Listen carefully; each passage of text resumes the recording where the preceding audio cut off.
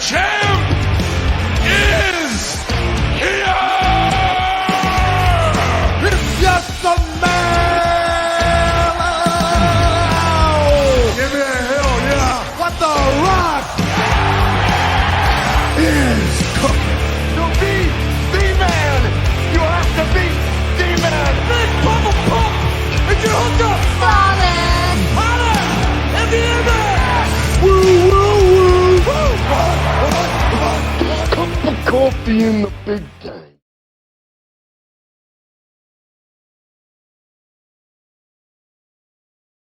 All right, happy Tuesday, everyone, and welcome to the latest edition of Working the Marks, brought to you by Famcast Media. Here, happy Thanksgiving week to all of you folks, and thank you for joining us from wherever, however, you may be doing so right now on Facebook Live via StreamYard, also on our YouTube page and all of our great social media platforms. Click that share button, folks, subscribe, and tell all your friends how much you love Working the Marks right here on Famcast Media. I am New Jersey's premier award-winning journalist and proud NAACP member, Fernando Uribe. He is the pitbull himself, Macho Rodriguez, and certainly the guy who loves having pussy on his face, the Working the Marks Iron Man, Patty Regan. What's up, gentlemen? Happy Thanksgiving week. Happy Thanksgiving to you too, bro. Yeah, whatever. How's the streak? What episode are we at today? Because I need to know where my streak is at, because I'm the Working the Marks Iron Man. I'm the Cal Ripken of Working the Marks. I'm the Lou Gehrig of Working the Marks. I've been here since the beginning. I'll be here till the end. Jesus Christ, I can't put myself over anymore. If I did, I'd be you, Fernando. You know what?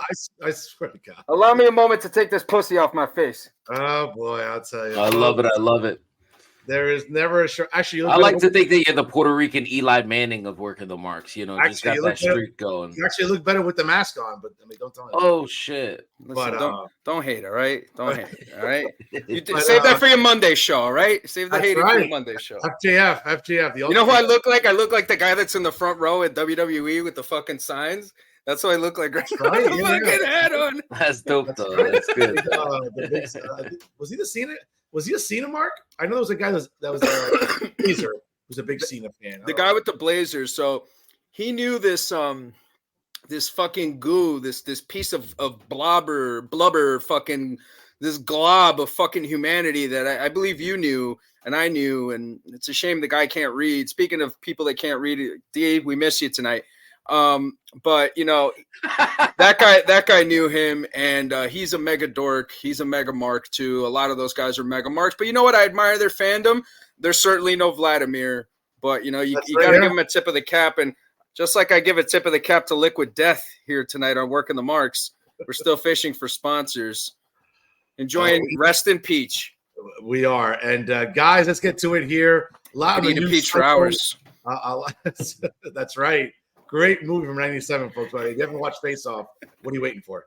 So Dwayne "The Rock" Johnson's production company, guys, is working on a docuseries about the fall of WCW. So as reported by Nick Miller via WrestlingInc.com, in addition to his status as a major movie star, even though he's had some questionable movies lately, his own production company known as $7 Production, which is very significant. If you know Dwayne Johnson's life story, there was a moment in time when all he had was $7 to his name. So you want to talk about rags to riches story, that's Dwayne Johnson for sure.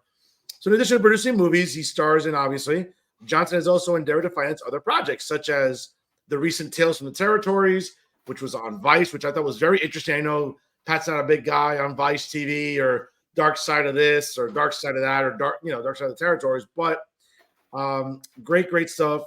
And obviously producing the documentary Stuntman along with Fighting with My Family, featuring the real life story of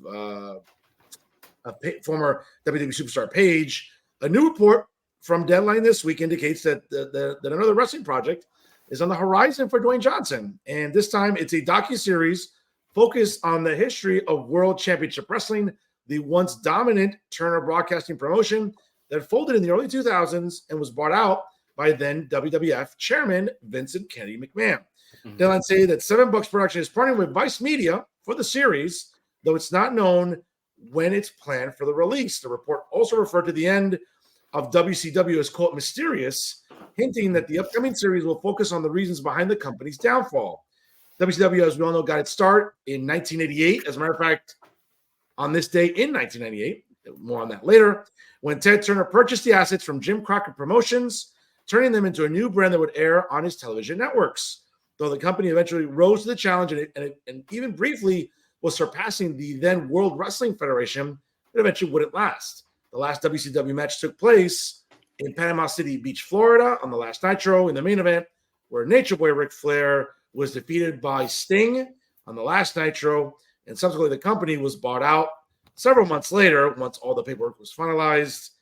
Well, guys, it's interesting. When you look at this story, and certainly, a production company like Dwayne Johnson's, which has produced some good stuff for sure. And listen, I know Pat might disagree with this, but I'm a big fan of the Dark Side series. I've watched each of them. I've even watched the confidential ones where Conrad Thompson would sit there in a panel with the two producers and directors. I think it's a great series. I think it gives a perspective to fans about the business that we didn't know other than reading books and listening to podcasts, which sometimes are very subjective and sometimes outright biased. Not to say that the Dark Side episodes were not biased at some point. I'm sure they were. Certainly. I'm interested in watching this. I mean, I think that as a big WCW fan, as a guy who grew up watching NWA, loving Sting, the Horsemen, Duck the Road, the Mac and Dream, Magnum TA, Nikita Koloff, the Midnight Express. I mean, I loved all that great wrestling. And, I think we've all learned over the years, we all have our theories. We've heard every podcast in the world, from Vince Russo to Eric Bischoff to Jeff Jarrett to, take your pick. Anybody who's a former star in the business, has had their opinions about WCW. I love that Monday Night War. We kind of, believe it or not, last Friday when Collision was up against SmackDown, even though SmackDown did like a 2.2 million rating to Collision's 300,000 rating. 230,000 rating. For a brief second, guys, I was kind of flipping back and forth. I'm not going to lie to you. I kind of felt like it was, oh shit, this is like the mid 1990s during the Attitude Era. And again, just for nostalgia purposes, it was great. Obviously, better wrestling on Fox than it was on TBS. But, I love WCW. It'll be interesting to see how this is produced, who is offering to talk on the series, because not everybody's going to be willing to talk on camera, and B, how they're going to paint the demise of WCW, guys. Well, it's very interesting that you bring it up too, and the fact that they would want to do it, because really the fall of WCW started happening in 1 year. It was the end of 97 and 98. Eric Bischoff has been on record where he's actually talked about that 1998 was their most financial successful year in the company's history, but all the backstage shit happened that year, and then so on and so forth with all the, I forget what they actually called the Vince Russo booking, like crash booking or something like that. And where he wanted to wasn't that like 99, early 2000? Yeah, but it all started in 98. That's what I'm saying. Oh, gotcha. Okay. Is that when Russo got there? Russo got there like at the end of 99 and 2000. That's when like the whole new where they revamped, they stripped everybody of the titles and they had all that stuff. Gotcha. Just some weird circumstances. But I don't know, man. I'm excited for the show. I just hearing about it right before we actually came on the air. I was excited to hear about it because I'm a massive WCW fan. I can't get enough. I love watching, at least once a year, I watch the rise and fall of WCW. I can't wait for the AEW version of that. That's going to be cool too. So, I obviously being a huge WCW fan growing up, like that was my first brand that I actually was attached to with Sting and Luger. So it'll be interesting to see. I'm hoping that they actually get good people to do it. I know that Dark Side of the Ring almost got canceled. I know that they have a Shawn Michaels episode in the vault that they haven't released yet, that I guess WWE is really fighting against, which is like it's supposed to talk about everything that happens backstage, so I know that I don't know why that they haven't released it, but being a big HBK fan, I don't know if I'd actually want to watch it. I didn't really like the Chris Candido episode. I thought that was it was unnecessary. It feels like whoever runs Dark Side of the Ring really has it in for HBK, and that Chris Candido episode kind of shows that a lot. So I feel like that that was their way of getting back at them. So I'm guessing that the whole point of this is to just like really hurt the boys from back in the day. But I'll segue into Pat for that because I know Pat has really, really like specific thoughts on Dark Side of the Ring. So, Well, obviously, I don't know if you guys have heard, they also greenlit another documentary that's going to be coming out. I believe it's called Light Side of the Anus. It's about the entire anal bleaching industry. So you might want to check that out when it comes out. It should be coming out sometime soon. That being said, this kind of circles back to a theory that I've had for a very long time. I'm a big fan of Bret the Hitman Hart, as you guys are, right?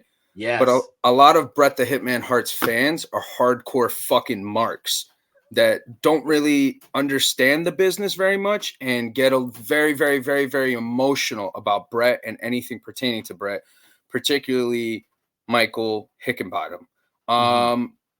I can say that these types of programs are good at stirring shit. They're good at causing problems. They're good at unearthing shit that kind of just went away a while back ago and fans just want to move on from. It's no surprise. Wrestlers are fucking sleazy. They're scummy. They used to do a lot of scummy, fucked up shit back in the 80s and 90s. And I'll tell you right now, if we dig into it, a lot of these guys that people love now, they wouldn't want to see them again. You know what I'm saying? But for me, it's kind of just like, yo, read a book, bro. Go read a fucking book. You know, there's a lot of dumb motherfuckers in this country. Okay? Go read a book. Go read a book about this stuff. You shouldn't have to watch Dark Side of the Ring to see all this stuff. They have done nothing but stir up negative shit, and they continue to cost people their jobs. They cost people their livelihoods in a lot of other ways. They make life difficult for legends. And again, man, it just buries the business, and it kind of just reminds people of a lot of this shit that the business is trying to shake off. You know what I'm saying? Now, I will say that they have a very anti-WWE stance. I think that's pretty obvious based on the way their program is presented and the topics. But Pat, I mean, to be fair, and I'll let you finish though, but to be fair, I mean, I think, listen, your point is well taken about trying to bury a lot of bad stuff about the business. And I get all that. And I think it's important to do that because if you're trying to present a better optic for some time now, obviously a new corporation, a new merging, and all that. And you're right. People should read more books. Listen, I'm a bookworm as there is. But I think the same reason that I like the Dark Side of the Ring series is very much why I like Dark Side of the 90s and Dark Side of the 2000s. I'm a history buff. As a history teacher, I mean, I can't get enough about learning about history, about in anything. So I find them to be informative from a time maybe that, not to say we've forgotten about, but it's I think it's more illustrative than anything. But the reason I think it's so anti-WWE, let's be fair, marks, directors, podcasters, I mean, there's a lot of bad shit that happened in the 80s and 90s under Vince's watch. I mean, let's be honest, the rampant drug use, covering for Jimmy Snuka. I mean, I don't have enough fingers and toes and shit to name the shit. Again, I'm not saying that I'm being anti-WWE. I'm just illustrating the obvious. Like, this happened. I understand we want to bury really dark stuff, but I mean, this shit happened. And I think it's important that people have a historical, chronological perspective about this stuff. I understand it's anti-WWE. But read a book. Read a fucking book. Okay. Look it up. You know what I'm saying? Like there's plenty of books about this stuff. You know, Sex, Lies, and Headlocks by Mike Mooneyham covers all this shit. It covers everything that happened with Pat Patterson and the Ring Boys and all that shit that went on. I mean, look, heinous shit that went on. Yeah. But yo, wrestling's sleazy. Wrestling's sleazy, bro. Just like you got a blue wall of silence, man, you got people that got to keep quiet about the fucking locker room and the shit that went on in there. And these people are just stirring up problems in the fucking business. And I would not be surprised if something happens to those guys. I would not, man. Because there's a lot of fucking fucked up people involved in the wrestling business that are on the outside of it. Okay? Yeah. And they would go and they would do whatever they have to do for their friends. So just saying. Some people come out unscathed, though. I mean, you say that, Uribe, like, and Pat, you've mentioned it, that it hurts some of the boys in the back, but some people come out unscathed. It doesn't matter because I honestly feel like Tommy Dreamer got the worst of it for the plane ride from hell. Right? And you Rick did too. Rick did too for a while because Rick lost his gig with WWE.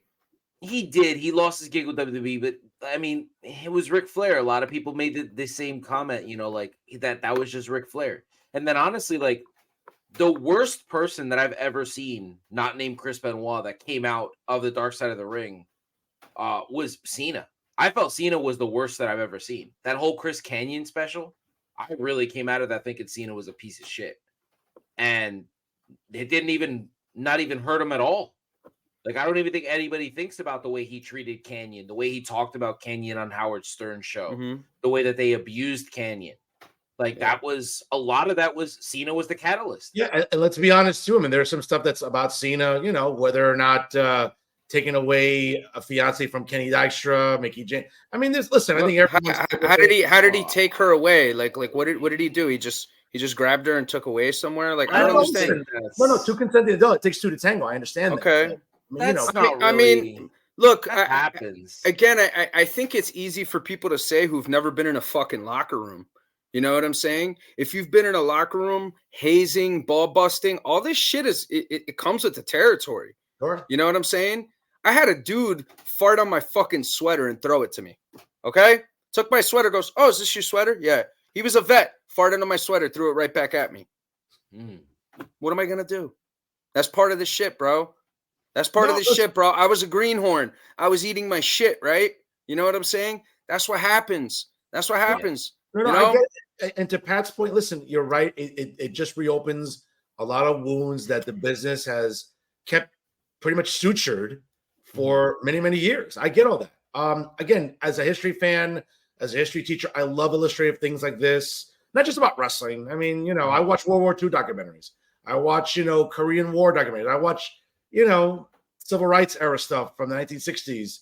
I love that stuff. Again, it's not for everybody, but I think that what the Dark Side of the Ring series does is give fans, listen, it may not bring in new fans, but I think it gives a perspective and maybe a voice to people that, you know, maybe don't have a podcast or are not going to be able to have a sustaining podcast with a following, right? I mean, we saw that.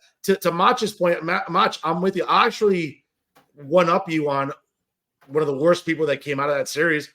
I think Abdullah the Butcher looks awful for what he's being accused of, right? Like legitimate health violations and health concerns, right? Like he could literally sue people. You know what I'm saying? So, you know, props to you, Mach. Good one there in the sense of looking really bad because of this docuseries. It'll be interesting to see again, I think, who Dwayne Johnson's company is going to talk to, who's willing to talk on camera. Because let's be fair, whether it's the rise and fall of WCW, great DVD, or it's also on the Peacock when you watch it, you know, with 27 ads. If you're a fucking cheapskate. You know, I swear to God. Mach, this is a guy who will offer me his NFL fucking ticket password, but won't give me his Peacock password. Go fucking figure that one out. What do I need to, bro? Just spend the extra $5, bro. You bitch about it enough. Just be generous and give me the password. You're willing to give me one password. How about all of them? Nah, man. Just pay the $5, bro. Stop complaining. Stop. We're gonna get a GoFundMe going for you for the $5 a month, the extra $5, so you can pay for it. But again, I think this docuseries will be interesting. It's been done to death, Mach, to be honest with you. You're the big WCW aficionado here. I think it's been so scrutinized between Bischoff, between Jarrett, between Conrad Thompson, Flair, Russo, Disco, and Conan. I don't want to hear anything Vince Russo has to say. I can't take that guy fucking seriously. I agree. Bro. He says bro like 100 fucking. He says bro more than I say yo. Vince Russo was a part of the fall of WCW. Oh, I think he was part of the demise outright. Yeah, absolutely. So again, you know, work in progress. We'll see. We know that Vice is going through some financial troubles. They might go under. So it'll be interesting to see who $7 Buck Productions will actually work with, whether it's Vice or some other company. I'd be shocked if some other company would not be interested in picking this up. I know Pat doesn't like it, but there's an audience for it. There's an audience. But I mean, is this going to be in the vein of like Dark Side of the Ring? Is it going to be like that? Or is it just going to be like a fucking documentary talking about WCW interviewing old talent? Is that what it's going to be? It just seems like the rise and fall. I mean, take that however you want. I don't know what. So that's what they're going to call it. That's the working title, the rise and fall of WCW. Let me just hear. Well, that's copyrighted per se. Yeah. I think either the demise of WCW or I mean, there's an Edge and Stone right now, but it's not the same guys who did Dark Side, is it?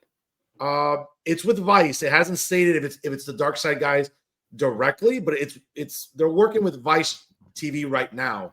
That can mean anything, to be honest with you. Those guys have a lot of heat, though, man. They have a lot of heat. JR doesn't want anything to do with it anymore. A lot of guys don't want anything to do with it, you know? And that's a big part of the reason, that and the fucking ratings. You know, they're getting fucking collision ratings, you know? Yeah. They're getting rampage ratings, you know? Yeah, the first couple of years, let's be honest, I mean, there were a lot of interesting episodes, whether it was the Macho Screwjob, whether it was, I mean, the Eddie Guerrero one, which I'll be honest with you, I don't care. Judge me all you want, folks, but it's hard to watch that one and not get misty. It's really hard to watch that episode and not get emotional about it. Which one again? What? The Eddie Guerrero one. I mean, that's Owen. It's hard. Oh, the same thing with Owen. I think there's an element, again, not trying to glorify the person, but you know, looking at Chris Benoit and obviously the events afterwards, you know, talking to Chris Nowinski, the CTE, potential CTE brain damage that was discovered. That's a sad story too, on a lot of different levels. So I think the first couple of years were interesting, between, you know, the Dynamite Kid, between Bruiser Brody's untimely death in Puerto Rico, and other stars that, I mean, it was just tragic. But why'd you have to say in Puerto Rico? Why couldn't you just say Bruiser Brody's untimely death? Well, that's where he died, right? I mean, unless I'm but you didn't say where everybody else died, did you? Well, okay. You didn't say, you know, Owen Hart and his untimely death in fucking Kansas City, did you? No, that was caused by Vince. Yes, no, I didn't say that. That was what? Vince cut the wire? I don't understand. Well, Vince shouldn't have had him doing that stupid shit to begin with, bro. Dude, it's what he wanted him to do on the show. Okay. That's what he wanted him to do on the show. But why'd you have to mention in Puerto Rico with 2 Puerto Ricans on, huh? I'm simply illustrating when he passed. That's it. I'm watching you. Okay. I know you're watching you. I'm watching you. You watch every day. But that was Vince's fault with Owen. There's no need to do that stupid shit. It just wasn't. Bro, it's what he wanted him to do. It's an unfortunate accident that happened. That's it. And it cost him millions of dollars in a lawsuit because Martha Hart sued him, right? Okay, so would you have said the same thing if it happened to Sting? I think that would listen. I think that was an outright. Why would you even need to say that? Would you say the same thing if it happened to Sting? I think it was a dumb move by Bischoff. Again, why would you need to say that? Because the fact of the matter is, it's what he's asked to do. But you're not a Sting fan. Give him it doesn't. No. It doesn't matter. It doesn't matter. You don't even have to mention anybody he likes. I'm just pointing out the fact that Sting was asked to come down from the rafters. So was Owen Hart. They were doing their job, right? That's what was being asked of them. Both were unnecessary, and we're fortunate that Steve Borden didn't suffer a catastrophic. How are they unnecessary? It's a part of the fucking show. I think if you did it once with Sting, I think it served its purpose. When the amount of listen, they were flirting with disaster, dude.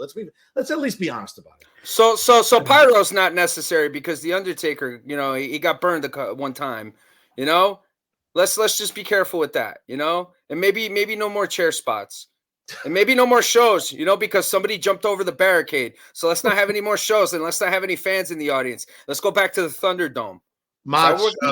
Is that what we're gonna do? Mach, your thoughts, because I'm sure I know you want to weigh in on this.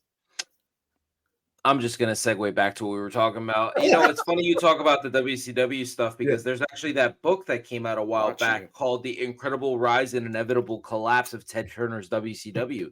So as Pat says to read a book, that's actually a really great book.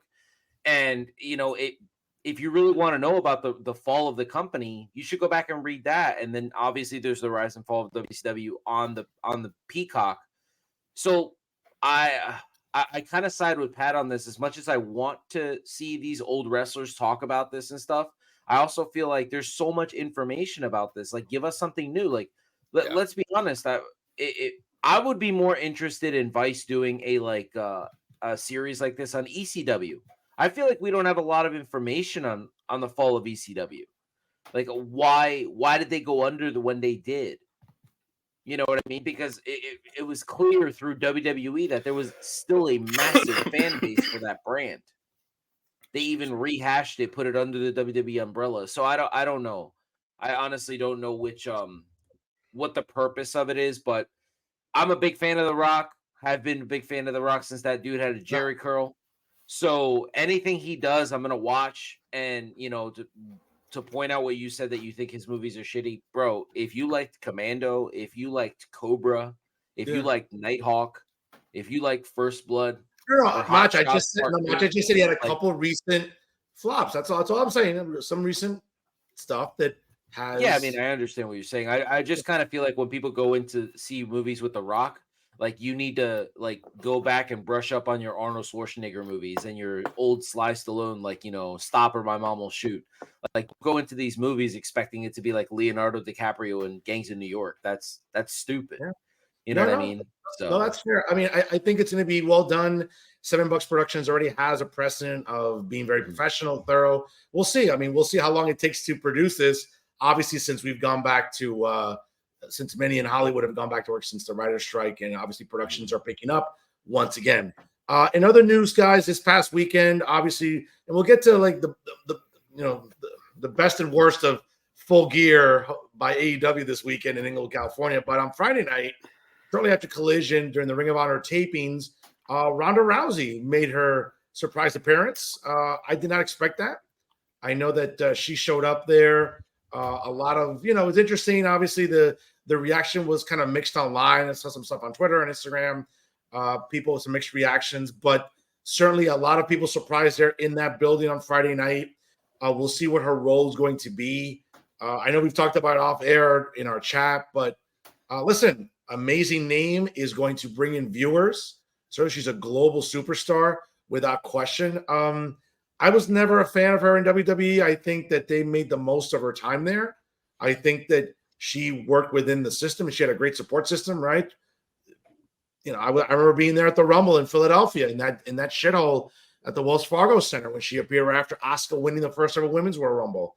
And there was a lot of buzz and sizzle online about Ronda Rousey signing with WWE.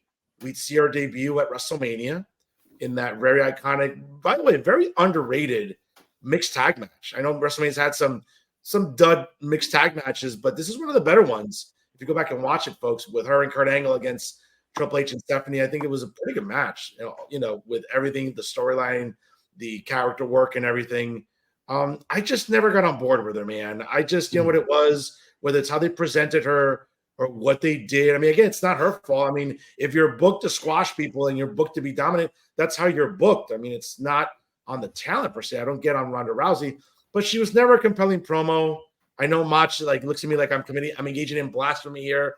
That somehow I should be struck down from the heavens with thunder. you're just saying a lot of stuff that isn't true. No, I understand. Just like lying to our as audience. a mark, I'm just saying, as a fan, as a mark, I was never, I'll be honest with you, I was never a fan of it. I get it that they did a lot with her character. I remember being at MetLife here for WrestleMania 35. And yes, she walked in, she had just turned heelish, not completely, but she was somewhat heelish. Obviously, we all knew the pop was for Becky. The win was going to go to Becky that night, come hook or crook, sink or swim. When she left for a time after that, she went to spend time with her husband. She had a baby. Congrats to her. Came back. I remember at the Rumble in 2022, I think. Won. Yeah, and surprise entrant and won. Subsequently, I'll be very honest with you. I remember being in the city. I think Pat remembers night one of WrestleMania in Dallas. I was so rooting for Charlotte, and that was one of those surprise booking swerves where everyone thought that, Ronda's going to beat Charlotte, and somehow Charlotte won. I know it was chicanery, but I was actually ecstatic that Charlotte won at Mania. I know she lost the next month at Backlash, but never the biggest fan of her. Not very compelling on the microphone. I don't know. A global name brings in money, views, and metrics much, but I just wasn't like, oh my God, Ronda Rousey's on TV. It never, I don't know. It just never was the most appealing thing for me as a mark, but I could be wrong. I mean, honestly, I disagree with everything you said and strongly. First of all, that mixed tag match that stole that WrestleMania. That was the match of the night. Yeah, I'm saying it's very underrated. I don't think people think is that as underrated. I think people look at that match as like the peak of her career. It was like, wow, this is like the best version of Ronda we're ever gonna get. I still feel like it was the Survivor Series match with Charlotte. That match was fucking amazing. I feel like Ronda's the only person that's ever got a great match out of Nia Jax. Their match at Money in the Bank I thought was awesome too. Sure. But when I look at Ronda Rousey, I feel like she gets unnecessary hate. I feel like people just hate her because she comes into the business and she was really good right off the bat. And she gets full credit for getting those women into the main event at WrestleMania. and people don't want to talk about the things she did behind the scenes. As Pat pointed out in our chat a week ago, she chose to get out of the main event scene. She wanted, because women have main eventers too. They have mid-carders and main eventers and, enhancement talent. She was definitely a main eventer. And she wanted to help the rest of the girls. She's been very vocal that she didn't want to be a world champion because she felt like the only storylines women got on television was the world title. She wanted to work like other people, like Billie Kay, So I feel like Ronda Rousey, I talked about this a couple of weeks ago on the other podcast. I felt like this is exactly what she needed. When Cody Rhodes left WWE the first time, when he left and he went to the Indies and he wrote that list and he shared it on Instagram about all the wrestlers he wanted to wrestle, that really helped him. He got crisper in the ring. He got better just from working those talents from all over the world. Ronda's doing the same thing. And whether people want to admit this or not, I don't care. Argue with your abuela. Athena's one of the top 2 or 3 female wrestlers in the world. She is, yeah. And I love Athena. I love the feud. Top 5, Ronda top 5. has, Not top 3, bro. She ain't better than Kana. She ain't better than Charlotte. She ain't better than Becky. She ain't better than Bailey. She ain't better than Io. You know what? Top 10. I say top 10 for Athena. She's good, I don't know, man. She's good. She's definitely better. I don't know. In ring, she's better than Becky. If you're saying all around professional wrestler, bro, I sorry. love Becky Lynch, but no, I think Athena's just amazing. Nah. Well, I love her since NXT. Yeah. But like getting back to the whole Ronda thing, dude, she's working with all of these women now. She's going to be working with like Mickie James and Gail Kim. She's not going to be necessarily working with them on screen, but she's going to be working with these people that are going to help her refine her in-ring performance. Right now, she's working places like she's working in with Ring of Honor. She'll be working NWA. She'll probably do House of Glory. She's going to be doing all of these different shows because she wants to get better in the ring because she knows that's the biggest knock on her. She can go back to WWE and she doesn't need to talk. She could come back as a Paul Heyman girl and Paul could do all the talking for her. And I find it very odd that you say that they showed her as dominant. That was not true. The only match that she ever went in there as dominant, actually it was 2 matches, was the Bellas match. And who the fuck wouldn't be dominant over those 2 idiots? And then you have and then obviously, the Alexa Bliss match, but that was specifically designed that way. It was produced that way. And obviously Alexa Bliss sold that because that's what she does. She's a phenomenal talent and she knows how to sell that. I feel like Ronda's just caught this hate from the fan bases because they just don't want to accept somebody like her to come in. It's weird. I say this all the time and I'm going to argue it forever. Much I think that comes from, and Marks are very fickle. As Pat as illustrated. Yeah, they're fickle. They accepted Logan Paul and they won't accept Ronda Rousey. It makes zero fucking sense. Well, let me say this. I think if we all remember back in the spring of 2019, that famous it became it exploded into memes, basically, when she was on a couch getting her hair done, if I remember. I mean, I think I understand. Those were great though. Those memes, all this stuff. Yeah. But to your point, Fern. Yeah, fans got work done. You're right. It's a work, but the problem is that for a lot of marks, and we're not talking about the highest. Okay, the intelligence quotient here is not the highest with a lot of marks. So when you saw that, and it was by design, right? It was a work to maybe get people riled up. The problem was that I think that, to some extent, people took it like, yo, this is how she really is deep down. She's just, an athlete that came in and listen, you're right. The optic looked like she was not embracing of the industry like others are. Again, you're right. It's a work. I understand that. You're absolutely correct. And I think Mark's got it wrong. But all it takes is a little optic and people can run with it. And that's what happened. And to your point about a Heyman, listen, you're right. If she does come back, she needs to be a Heyman girl. Bro, get the microphone away from her. Name me one Ronda Rousey promo that you would say, wow, I mean, that was stellar or compelling. There isn't. Every single time she touched the microphone in the Shayna Baszler feud was awesome. But Pat, she didn't say it. Go back and watch all of those Shayna. That was 4 years later already being in the company. Really? Towards the tail end with Shayna Baszler? You told me to name you a time. Okay, well, Fine. That's one time towards the end of her run. But the entire 4-year duration, there was nothing compelling about her. Because they gave her cringeworthy. something to sink her teeth into. She was trying to get her friend over. The problem is that Shayna's never going to get over. She didn't, that's just the way it is. Like, she's just not, she might be that talented in the ring, but like, look at right now. Zoe Stark's better than Shayna ever was. So we're in that spot. I don't know. When I look at it, I feel like fans, you're right. They got it wrong. They should have just let the work happen. Becky was selling it on the internet. She was doing her best to sell that feud. And for some reason, people they read her or they listened to her quotes and they were like, she doesn't respect the business we're in. And that should have worked for her on screen. It should have got her booed. It should have given her massive heat. Macho, it doesn't take much. I think the little window that you gave Marks, not you, I mean, this generically, of course. I mean, that Marks would run with this. And I think that, listen, we'll agree to disagree. Obviously, I think she was very cringeworthy on the mic going into WrestleMania here in 2019. I mean, I get it. It was all about Becky. Becky was the hot star. I mean, she was super nuclear over. That's how hot she was. And Charlotte obviously being inserted into the match. But let's be honest, going into that Mania, I mean, Ronda, it was cringeworthy at times on the microphone. It wasn't compelling. And I get it that towards the tail end with her friend Sheena Baszler, no question. I think that leads to your point about how generous and how selfless she was becoming or had become for some time, that she wanted to put people over, that she didn't want to be in the main event scene. But again, if she comes back, she needs a mouthpiece. She's not a girl that, other than Becky, Charlotte, to some extent, Bailey too, very well, good on the mic, great heel. Mercedes to some extent too. No, I'm not saying that she's in the level of the other aforementioned. I'm just naming women that on the mic that that they've done well with it. I just think that, to your point, yes, working with all these other promotions is going to be great.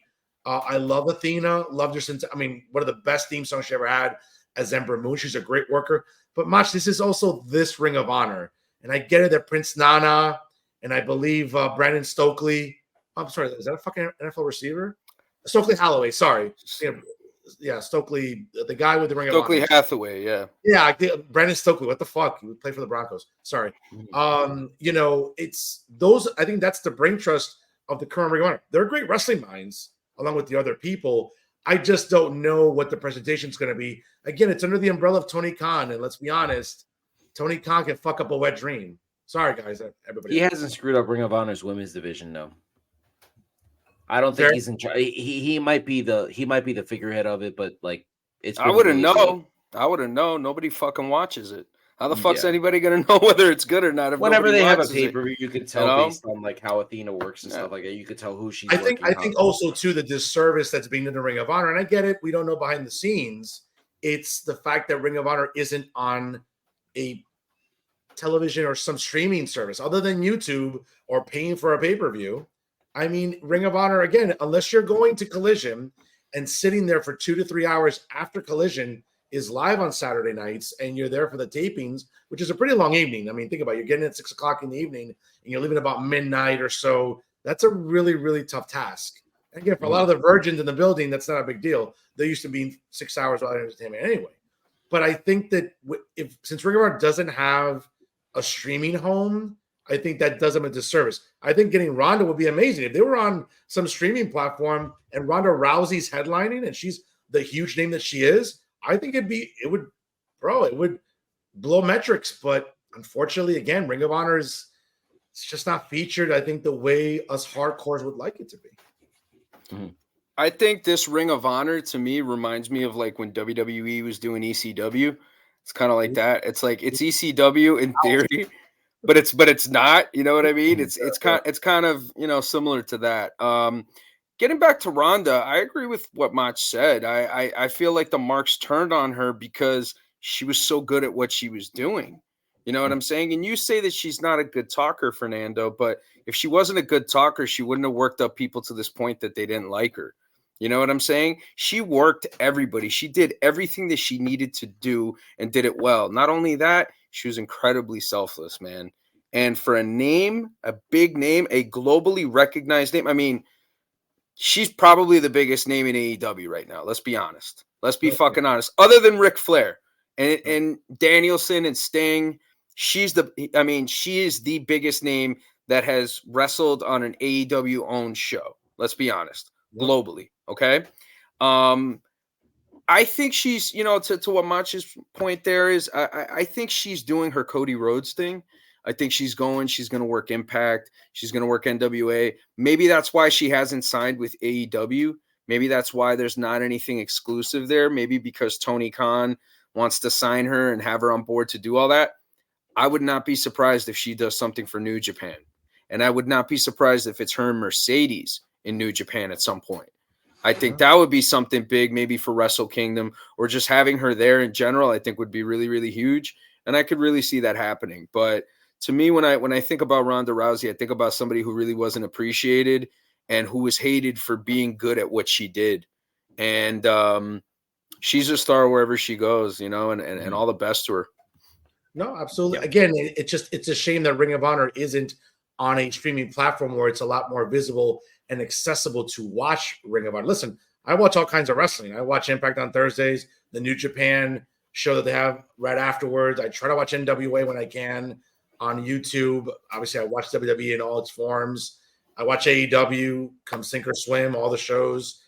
I mean, it's hard. It's hard. It'd be great to have, again, and with the legacy and the name that is Ring of Honor, it's a shame that it's just not more accessible to watch, because I think people would tune in to watch it if it was on something that was accessible. But we'll see. Again, I mean, it seems like we're galaxies away from Tony Khan reaching a deal to have both of his companies on any major streaming platform, because he needs that. He just had a pay-per-view this past weekend for $50. He has World's End coming up in Long Island at the Nassau Coliseum on December 30th for another $50. You would think that, hey, if there's ever a time to get on a streaming platform, it's right now, when you're subjecting your fan base and consumers to $50 a month. I mean, again, that's $50 less that a lot of these virgins will have to spend on OnlyFans. So we'll see what happens. But speaking of pay-per-views, this past weekend, guys, AEW produced Full Gear from the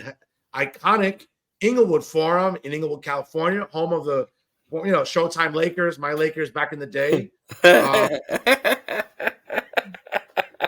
Ignore him. Your Lakers now. Lakers now, you fucking basketball hoe. Basketball hoe. Stop it, okay? Yeah, I get around more with the NBA than the Kardashians or Taylor Swift. But guys, obviously I don't want to go through the obviously the card itself, but what was your best and worst of Full Gear this past weekend? We'll start with you, Pat. The best, the fact that it ended. That was the best for me. I was not a fan of this show. Well, you're a mind reader, that's why. But I was not a fan of this show. The best for me, I guess I don't know. I'm gonna try and be nice about this. We had a better time at the Ranger Devil game than we would have had watching Full Gear, I think. Yeah. And that was pretty brutal too. But at least there was alcohol. So with this, I mean, and I don't know, man. I guess if I had to pick the best out of the show, right, I would probably say it's nice to see Sting getting his love now. And for me, the worst would probably be all of the unnecessary shit that fucking happened on this show, all the nonsensical, non-selling, all the 50 million fucking moves. Ric Flair, I love Ric Flair to death. Ric Flair is Mount Rushmore fucking anywhere, let's be honest. But fuck, man. I mean, seeing him out there, hitting Chris, I mean, like, I don't know. I don't think that's the way you should be using him. Just because he wants to do it or he could do it doesn't mean that he should be doing it. You know what I'm saying? But again, who the fuck am I to tell Ric Flair what the fuck to do? Who's anybody, really? But, as a promoter, you have certain control over what goes on the show and what doesn't. So, and awareness goes a long way. But, just whether it was the Swerve Strickland, Hangman Adam Page match, with the fucking staples and all that other stuff. And look, I don't have a problem with hardcore matches. I don't have a problem with death matches, gimmick matches. That's fine. If there's a fucking story there, which there was going into this, right? And you have this interesting payoff, or you have this interesting matchup. It seemed at one point like they were going to 50-50 book it, but then Swerve got the win, right? So now it's kind of pretty much over. I mean, it's never really over in AEW, right? As we've seen from many of their other rivalries. But just the blood spot, man, where Hangman drank fucking Swerve's blood. It's like, here's two guys that could go out there and that could fucking steal the show. Because they're talented. They are. And people can say whatever they want about Hangman Adam Page, but he can go. Swerve Strickland is a talented fucking dude. I mean, this is known, And to Macho's point a few weeks ago, when you look at the metrics in AEW, Swerve gets really good metrics. Yeah. Like when you look at the quarter hours, and you look at not the demo, but you look at the ratings. I mean, they peak a lot when he's on TV. So he's a draw for that audience. I'm sorry, Paco. No worries. He has no weaknesses. Okay, the dude could talk, the dude could work, and he's entertaining. He's entertaining. He could rap. He could do it all. He could dance. I mean, he's got Nana. The whole presentation is really fucking cool. You know what I'm saying? You look at this dude, you didn't know him, you'd be like, wow, this guy's fucking cool. But getting back to this match, I just feel like they had an opportunity to do something cool, and instead they chose to do something stupid. And I think they went overboard again. They had a fucking video game match with this. And I just wasn't happy with it. And then the fucking main event, this convoluted booking, where fucking Adam Cole comes out all fucking 2'7" of him, and he comes down the ramp with the fucking crutch like fucking Tiny Tim, and fucking, MJF, the other half of fucking Tiny Tim and Son, fucking like, I don't know what's going on. I don't know. Won't he work? Will he work? His knee's fucked up. His knee's not fucked up. And then you got Jay White there, who they've been doing good stuff with lately. Like they've finally been using him in a way that's kind of like making him appealing or interesting in America, right? And then you have this fucking match that's kind of like just there. It's a match for the sake of having a fucking match. And for me, like, I just feel like Jay White's kind of dead now. Like that's it. Like it's for me, like you had this opportunity to do something and you fucking killed it. You fucking killed it. You killed it. And this is a textbook example of AEW just doing everything that they fucking can just because they can. And for no other reason but that. And just having video game match after video game match after video game match. Even the shit with Toni Storm. Toni Storm never should have lost that fucking title. She never should have lost that title. You did that to give Saraya a moment. Okay, great. You could have given Saraya a moment a different way. You could have done something else. You know what I'm saying? There's a million other things you could have done, but you disrupted something to kind of do something good, to be nice, and then you gave it to somebody else to be nice again, and then you have her to drop it to the same person, and then they go back and forth, and then it's like all that just to get back to Toni Storm? Like, I don't know, man. The booking is frustrating. The presentation of the show is frustrating. They do way too fucking much, and if I want to watch AEW, I'll just turn on the Nintendo 64 and play fucking No Mercy. That's basically how I fucking feel when I'm watching it.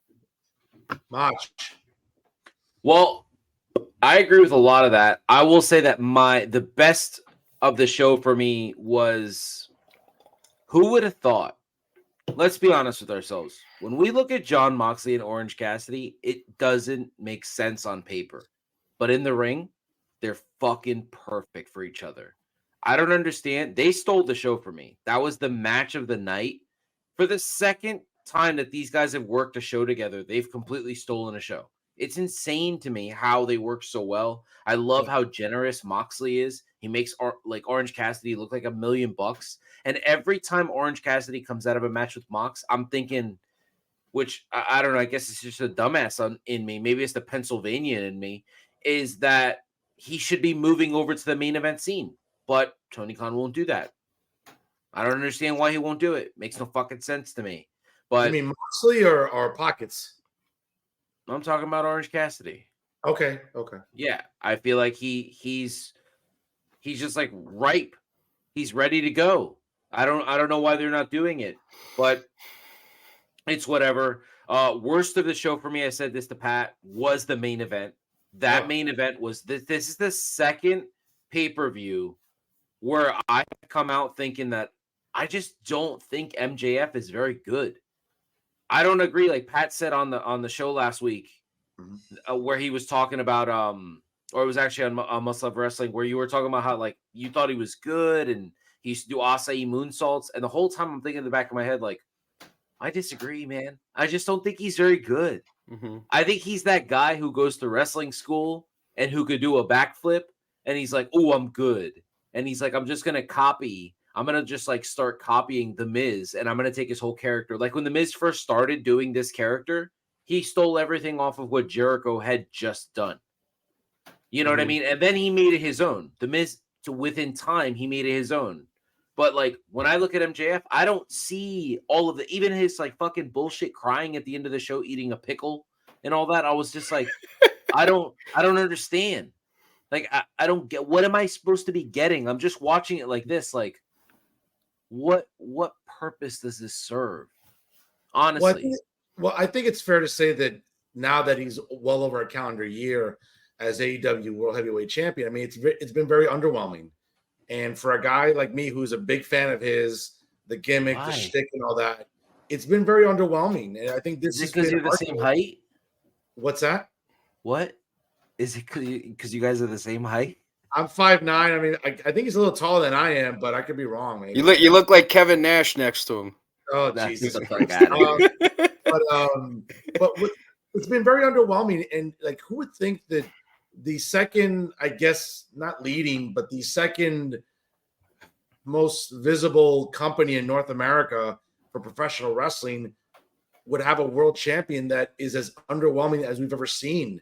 I don't remember in any wrestling promotion in quite some time, from NWA to TNA/Impact to MLW to Jesus. I mean, I have not seen a very as underwhelming a champion as MJF. I know Pat and I, we talked about this off the air, but other than the build-up to Danielson earlier this year at Revolution into the Iron Man match, I mean, let's be fair. He won it a year ago, and it's just been, again, it's been very, very underwhelming.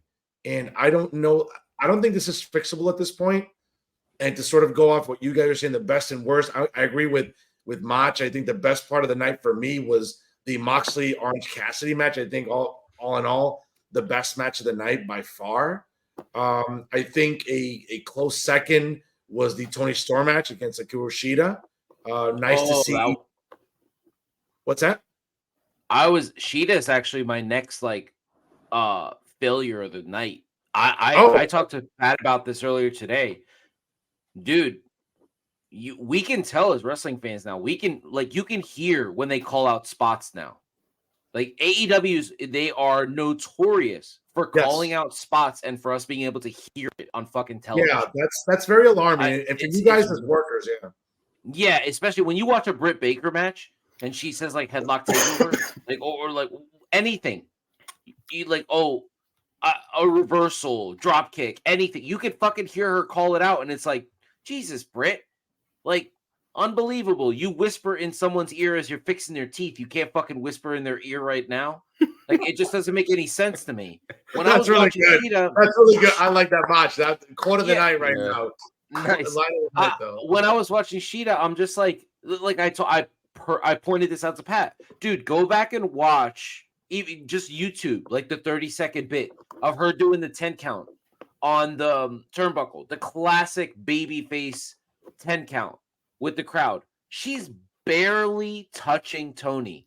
Tony Storm is a wrestler who learned how to wrestle in Europe. She knows she's gonna get she's gonna be stiff sometimes. You don't really need to hit her. Go back and watch some Bret Hart film and learn how to throw a punch.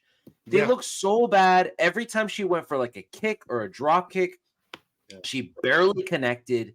It just looked so fake to me. And I hate to use the word fake talking about wrestling because I know it's going to piss people off. But when I watched Shida wrestle, it was just like if I'm just messing with my son.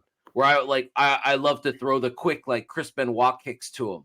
You know, like that's what it felt like watching her. I was just like, oh my God, like I can't take this. Like, she cannot be that green. She was supposed to be their star. They put the title on her 3 times because she was supposed to be like the top star. Man, did they make a mistake putting her out there. Yeah.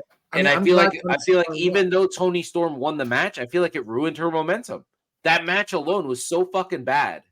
I want to be that little pan though in Toni Storm's, like, you know, the one that she put in her pants. You know what I mean? Like, by the way, Mach, thankfully the only thing you do with your son, like Chris Benoit, is kick him. Because it would be a lot worse if you did other stuff. You know what I'm saying? Just saying. That's all. I would say the worst of the night. I'm with you guys. The main event was convoluted. Oh, just awful. I mean, again, Adam Cole is injured, right? To the extent that he cannot defend the tag titles with MJF, but somehow he can walk into the ring and be the substitute for the world title match on one leg, like that. Just imagine, guys, for a fucking pop. Yeah, that's what you bought him out for. Imagine if Paul Levesque did this sort of convoluted booking. Absolutely. Dave Meltzer, Alvarez, Vinny, Vicky, Johnny, Jimmy, and Joe at the Wrestling Observer Radio. SRS. They would, JD from New York on Twitter, they would that guy's have a an moron. They have an aneurysm.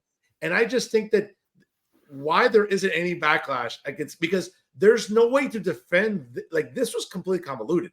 This made no sense. This had no fluidity. And now again, it adds, and I get it that, listen, I don't know if the reports are true, when his contract is up, if he's re-signed already, how many days are left. I don't know. But if this is a way to present Maxwell Jacob Friedman as the ambassador of this company, as the head of, again, as the symbol of this company, I get it. You're trying to make him a sympathetic baby face, driving the ambulance back. As you know, again, we've seen this in wrestling. That's great. That's a great spot. I get all that. But it was convoluted. And again, $50 to sit there and watch this abortion of a pay-per-view. I cringe at Winter is coming up in a couple of weeks now on Dynamite, and then at World's End in Long Island. Again, historic venue like Nassau Coliseum is probably going to be as empty as we'll ever see it and who would think in their right mind that you say, hey, pro wrestling's coming to Nassau Coliseum? That building will be packed. That's not going to be the case. Bro, I don't understand, for a company that can't get people in the fucking stands, for a company who can't get people to watch on a Wednesday night when there's nothing else to fucking watch on a Wednesday night, yet they won't watch your product. Why would you have the title on someone that isn't like that over? He's over to the AEW fan base that's on the internet. They do not make up the money for the company. It doesn't matter. They're not going to fill up. They're not going to fill up an historic venue. No, like I am not interested. They're coming to Pennsylvania. I am not going to fucking go watch this company to see MJF as their world champ. You want me to go watch this shit? Put that title on Kenny Omega. Put it on Hangman Page. Put it on Swerve. Put it on Cassidy. Put it on Adam Copeland. Put it on somebody that I give a fuck about. Where in PA are they coming soon? Philly. Oh, they are? Oh, they were just in Philly. Okay, interesting. Okay. Yeah. Okay. That's what they do, man. They stick to their market. They do the same. They're in Chicago again this Wednesday. They're in Chicago a couple of days before Survivor Series. I mean, that's smart. I mean, again, they know their markets, but they can't fill the buildings. And again, to a historic venue like Nassau Coliseum, and listen, I'll be very honest with you. I think having it on December 30th, New Year's Eve weekend, that's a bad move. People have plans, couples dinners. I know if a lot of these virgins, they don't have any plans per se. It's not a good weekend, dude. It's not a good travel weekend. It's not a good weekend to I don't know. I think having a pay-per-view on New Year's Eve weekend is one thing. Is New Year's Revolution on New Year's Day back in 2005, 2006, and then day one, that abortion of a pay-per-view. I remember a couple of years ago, a few years back. But for a company that's struggling like AEW to fill a building, that's not a smart move, guys, to put it in a venue that can seat around, I think, 17, 18 and change for wrestling. If they get 8,000, that's a blessing on New Year's Eve weekend. Yeah. But, what do I know? I mean, I think to Macho's point, why not put the title? Why not put Cassidy in the title picture? At this point, why not? Why not? You got nothing fucking left to lose. And I understand that they want to put MJF as their guy. They want to make MJF their star. He does have potential for crossover appeal, about to be in the Von Erichs movie. I get all that. But I mean, it hasn't been exciting. It hasn't really been exciting. His best match was with Bryan Danielson. Let's be honest. Mm-hmm. Everything else has been okay, but not fucking great. You know what I'm saying?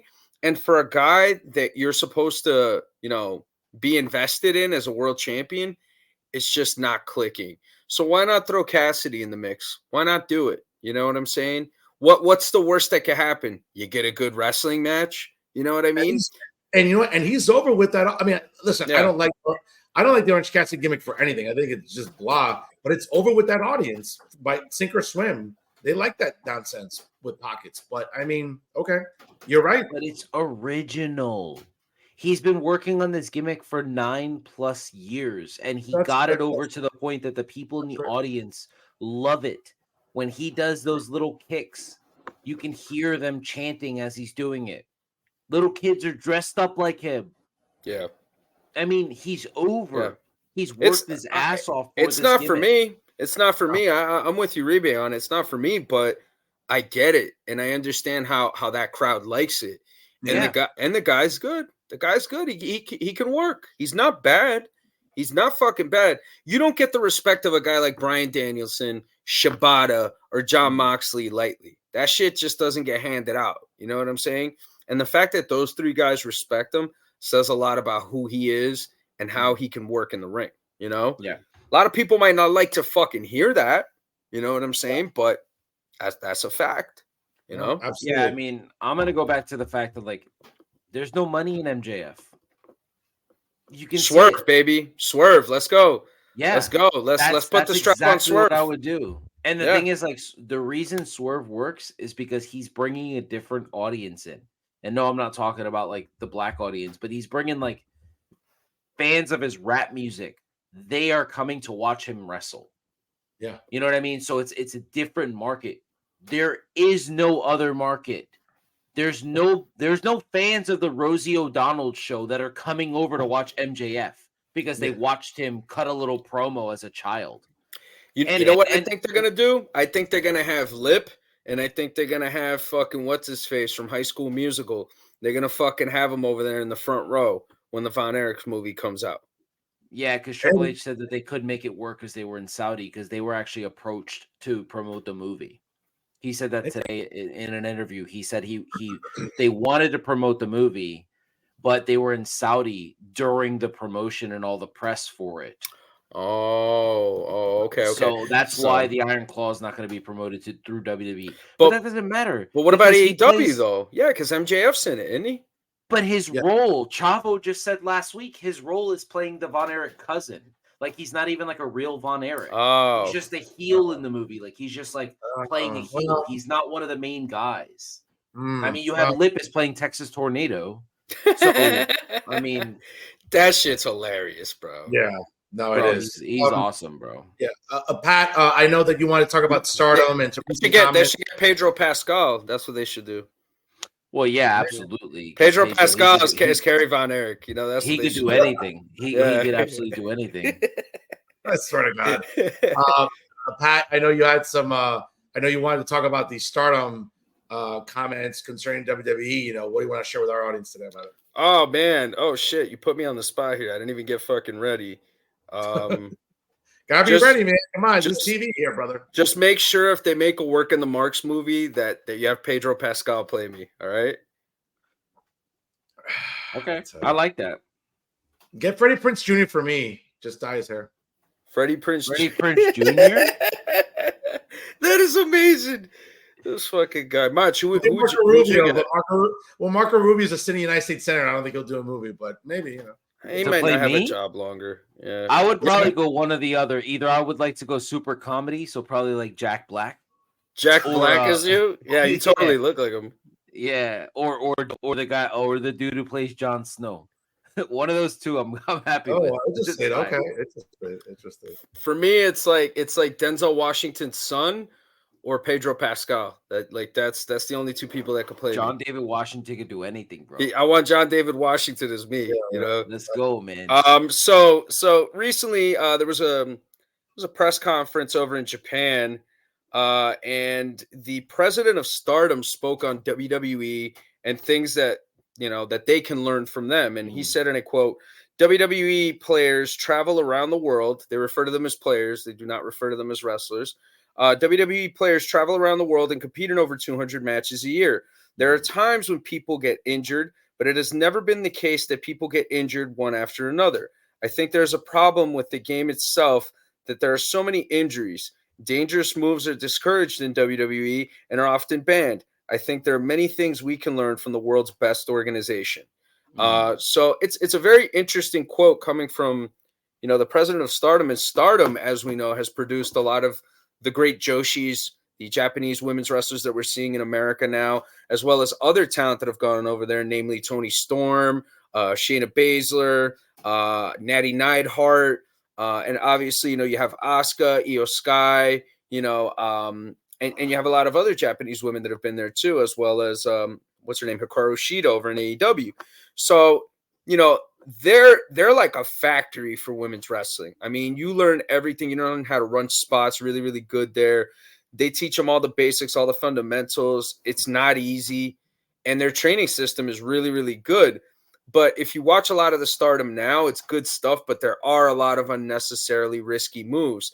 I think it really speaks to the Performance Center, really speaks to what they've done over there, Triple H and Shawn Michaels, and how this is now considered the standard and how you train and how you treat your talent and what you do in order to be able to maximize, what you have with your talents there in WWE. So obviously, I think it's a really interesting quote. I'd like to get some of your guys' thoughts on it, namely the proud NAACP member over there, Professor Fernando Uribe.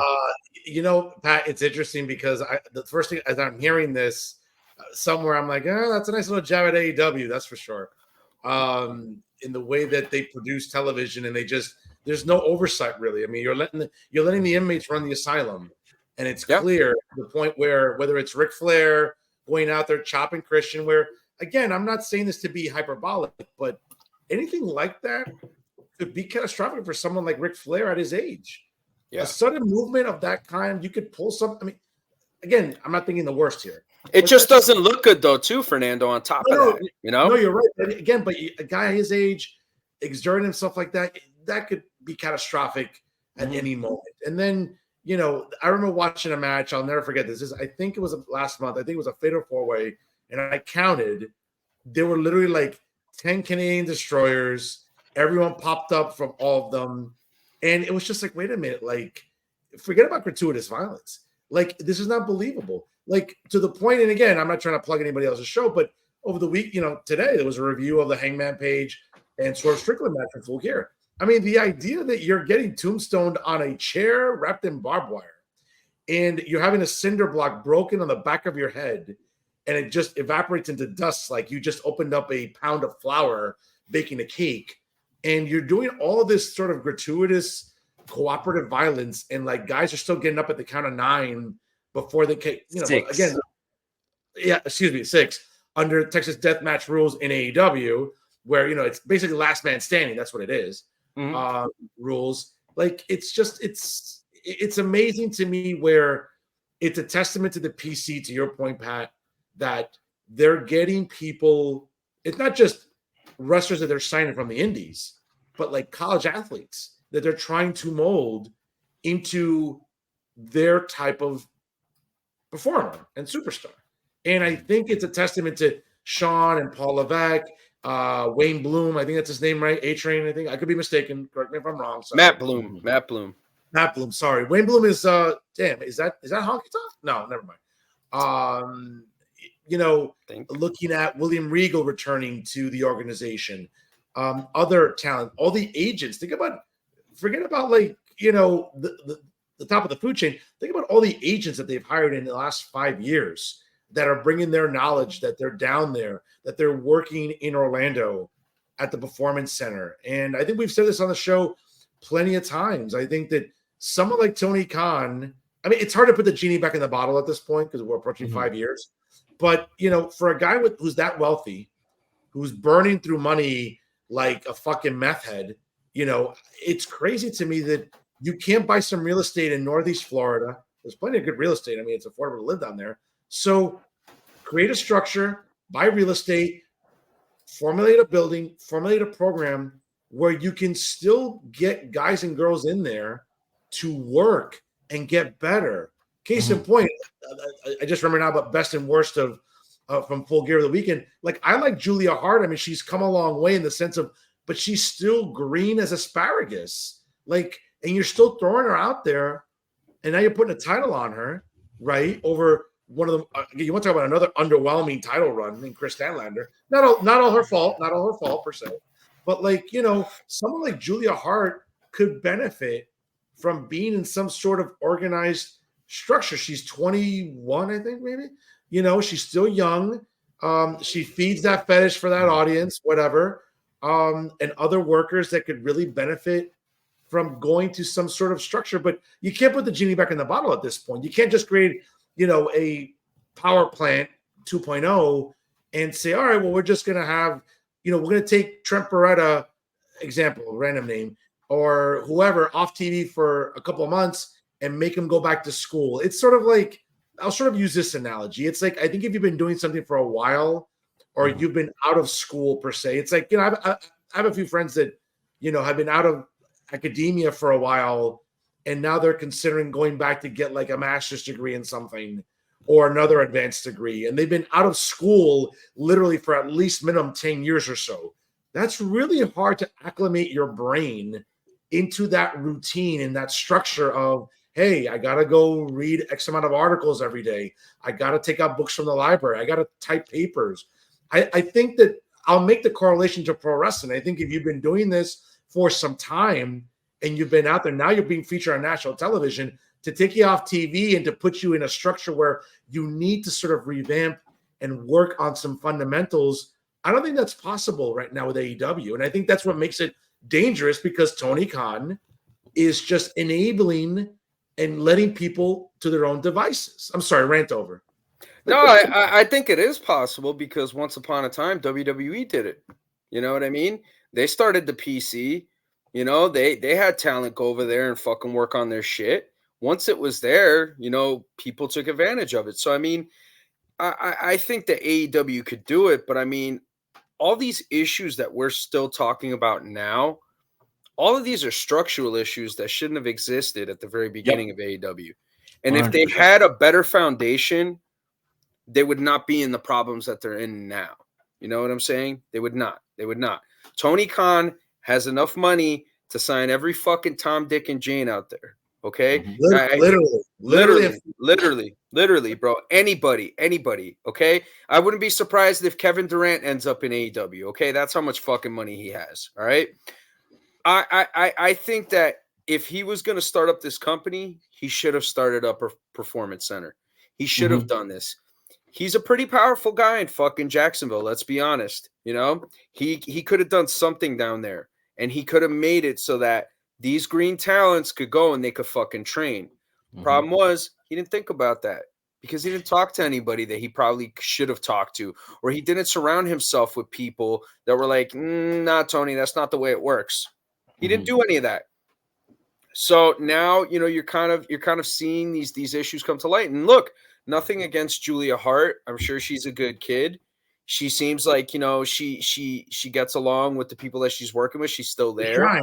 She's trying. But I mean, like, she shouldn't have that fucking title. Statlander wasn't thrilling as champion, but you know what, man? Like, fucking, she could work. And it's better keeping it on her, which, granted, they used her and they fucking botched that shit with fucking Jade Cargill. But like, it's better to keep it on her than to fucking put it on Julia Hart. I just think it's unnecessary to me, honestly. And it exposes her and it puts her at risk of injury. Agreed. Well, the problem is that when you have the EVPs, right? In the Young Bucks that go out there in every single match, they give you all of their special moves, all their off the top rope shit, all their planches to the outside. Every single match you watch the same exact Young Bucks match every single match. And then you watch guys like Sammy Guevara, who is a super talented kid, but yet he's doing 450s off ladders on a Wednesday night instead of saving that shit for like once every couple of months at a pay-per-view. Yeah. This is what they do. That speaks to this specifically. There's nobody reining these people in. Pat, we've talked about this so many times about Kenny Omega when he was so special in Japan because he had somebody holding him, like telling him, you don't need to do all this right now. You're already one of the top guys here. Just go out there, be this specific character, be this specific worker. And there's nobody doing that. There's nobody that's like structurally telling these guys, you don't need to do all that. I mean, look, you talk about Ric Flair doing chops and punches to right. Think about this. Like, how many matches has Jeff Jarrett worked this year? How many matches has Sting worked this year? Yeah. And now you have a 50-year-old superstar in Edge. Adam Copeland, whatever, I don't want to get sued. Adam Copeland, who just is out there still working. You got Jay Russo doing the same thing.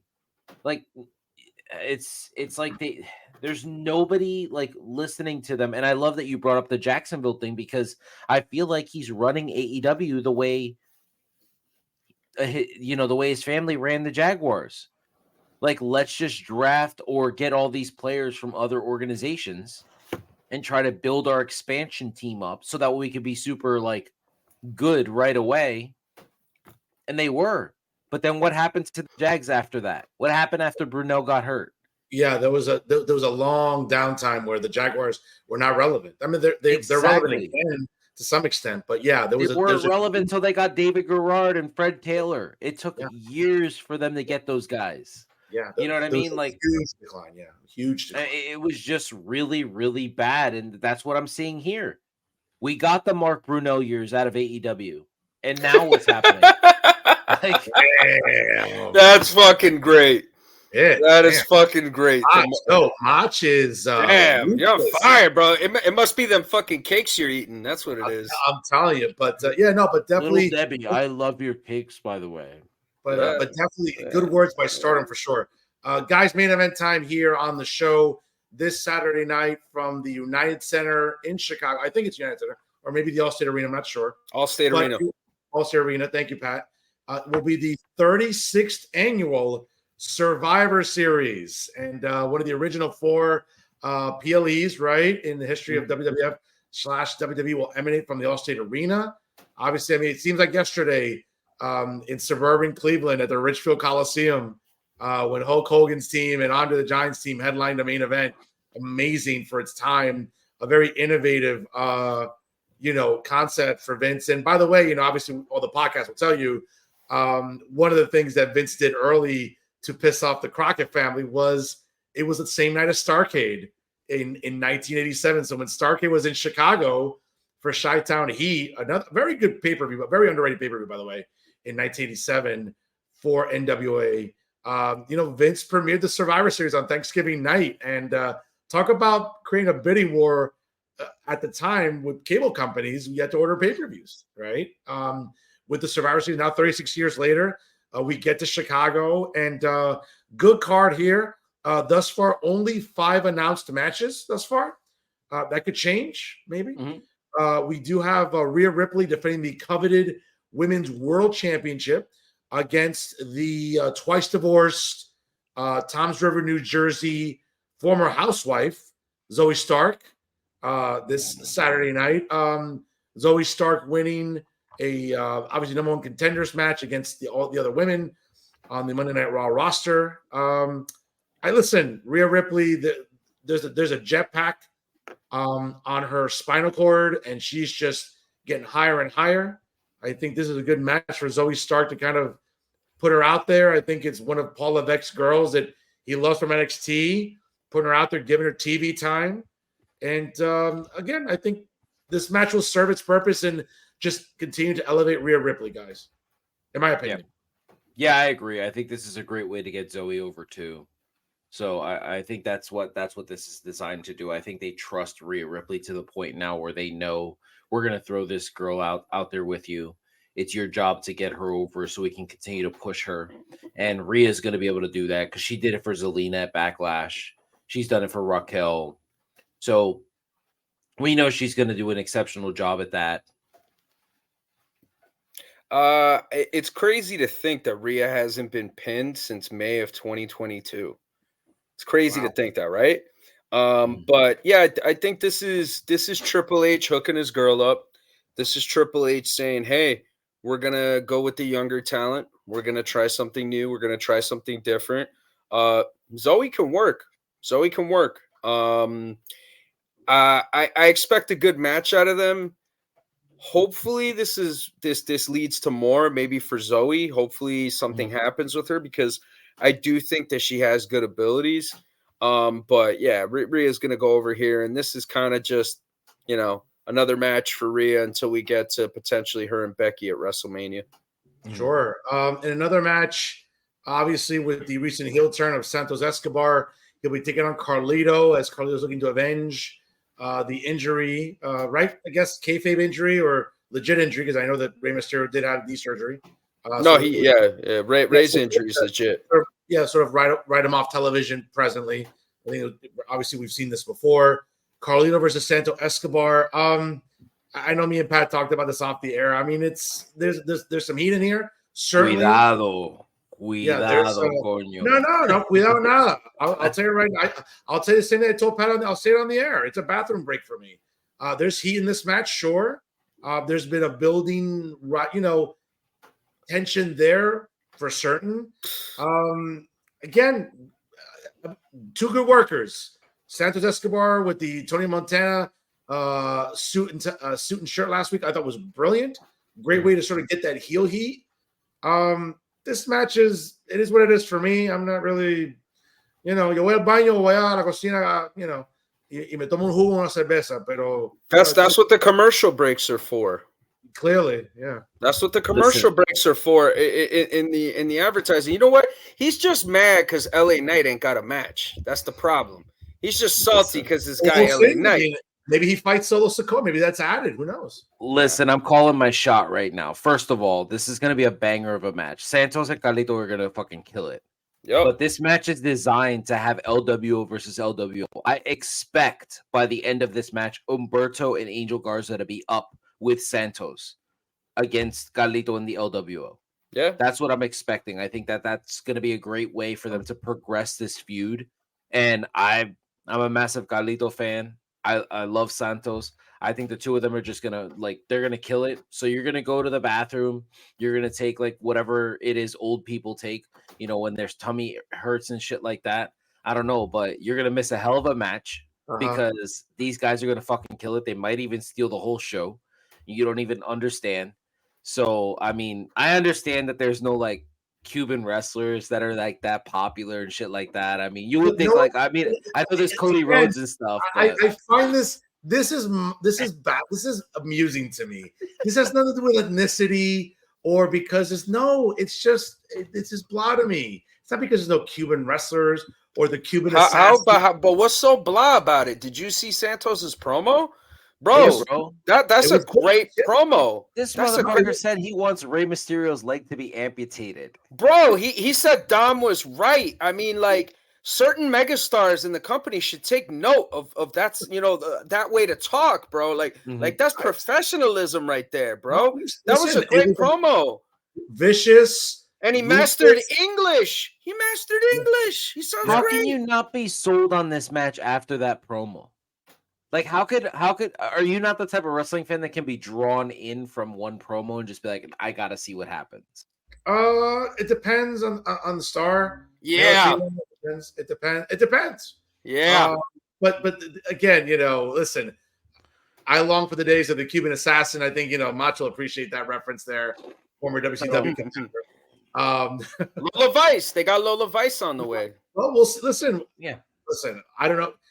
He could be on the card last minute. Again, they're building towards him and Solo Sikoa. Who knows? What are you talking about? LA Knight. We'll see. Nah. Maybe we'll see. That's not gonna work for me, brother. All right. There you go. Well, okay. There's no room at the end for him. There you go. The show has real star power. Speaking of star power, in another compelling match, The Miz will challenge Gunther for the coveted Intercontinental Heavyweight Championship. Kind of interesting here. Sort of a contrast of maybe two generations of Intercontinental champions. Love it. Here with Gunther being the longest reigning Intercontinental champion. The Miz has been, has had numerous title reigns as the Intercontinental champion. I think he's always done great work as 9. Wow, that's amazing. Very different. I think a contrast in styles, that's for sure. I've never been a big fan of The Miz as a babyface. Whenever they've tried it, it's not always been convincing. One time. Yeah, it's maybe I'm sorry, I'll correct myself. I think going into WrestleMania 35 here at MetLife in 2019, that feud against Shane, because Shane was just kind of like unlikable. I think it was easy to root for The Miz, but he's never been a very compelling babyface, and I think he's a better heel. That's just my opinion. But I think a stark contrast in styles in this match for sure, guys. Yeah, I mean, I think it's great. I love the way Gunther's been selling it by like poking fun at all the old showmen in professional wrestling, like the Ultimate Warrior, and talking about Bret Hart. That was blasphemy. He's not a showman. It's about what did he say? He didn't say anything negative about Bret. He just said he didn't want to talk about him because the last time Bret talked about him in the Cardiff pay-per-view, he didn't have nice words to say. So you could tell that his character was supposed to say something, he just didn't want to. And he's probably a big Bret Hart mark, so he probably didn't want to do that. But anyway, getting back to it, Gunther's been tearing apart all the showmen in professional wrestling. The Miz is a showman. Yeah. He is a ring general, so he's supposed to be that guy who cares more about, his in-ring presence and things like that. So I'm very much looking forward to this match. Don't see Gunther losing this match at all. So we'll see. I'm just looking forward to the match itself. I kind of hope that this is like a really stiff, strong style match. Ooh. I hope that we finally get that out of the Miz, because that I think would make this match really interesting. Yeah. If they do a very safe WWE style match, it'll be good. You know what I'm saying? Because the Miz knows what he's doing. Gunther knows what he's doing. But I want to see something different from the Miz here. And I really hope that I see the Miz in the chop exchanges and the stiff forearms and the boots and all that, but lay it in. I want to see something out of the Miz that we've never seen here. This is an opportunity for him to do it. I wasn't a fan of how they got to this match. I think they kind of hot-shotted it. I think if you wanted to turn the Miz face, you could have maybe let it marinate it a little bit. But, obviously they felt this was a good time to do it. And, with getting close to Mania, you kind of want to have Gunther get those wins, right? But it'll be a good match, but I would like to see something stiff out of these two. I'd like to see a real strong style encounter.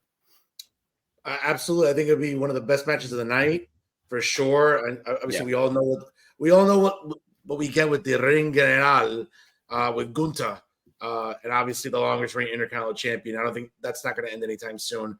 So we'll see. I think definitely a match to watch out for. In the women's War Games match, the open air War Games match, the baby faces, Bianca Belair, Charlotte Flair, Shotzi, and now just announced this past week, Becky Lynch will take on Damage Control of Kairi Sane, the holder of the coveted women's championship, Io Sky, Asuka, and Bayley in the women's War Game match. Interesting. A lot of plot development here. Storyline's been building for a while. Listen, would I be shocked if Charlotte Flair turns on Becky? Who knows, But Damage Control obviously doing its best work for some time. I think there was a moment where Damage Control was getting a little stale. That's not the case. Bayley's been doing great character work. There's a tease maybe of, who knows, maybe they'll dump Bayley soon. with Io and Asuka and Kairi Sane sort of, collectively just joining forces, as they say. Good match, all great workers. Not one bad worker in this match whatsoever. I think this will be a blockbuster. Yeah, agreed. I think that this is designed for Bayley to take the pinfall loss, for the baby faces to walk up the ramp, for Damage Control to kick her out, beat her down right then and there. Baby faces come back, help her out, and that's it. Bayley's a babyface. I think that's what this whole thing's designed. Dakota Kai will turn out to be like the brain of the Damage Control the whole time. I think that's what we're looking at. How serious is her injury, by the way? Like, I know she's wearing a knee brace. Was it tore her ACL? Oh, so she tore her ACL. Yeah. Okay, and that was how long ago? Anybody know? She's still months away from working. Okay, I was about to say, but you can see the vast difference in WWE to AEW because she's fucking compelling on television. Adam Cole is not. I think this is going to be a really, really good match. I see the faces going over here. I think this is a good opportunity to turn Bayley face, to kind of put her on the outs of Damage Control. The way they've been teasing it, the people involved, I think it's good. I also would not be surprised if at some point between now and Saturday, and we're recording here on a Tuesday night, Eastern Standard Time. I would not be surprised if they add Lyra Valkyria, I think her name is. I always botch her fucking name. Yeah. And Xia Li. They're gonna have a title match. I think they have a title match tonight. So I don't. Over.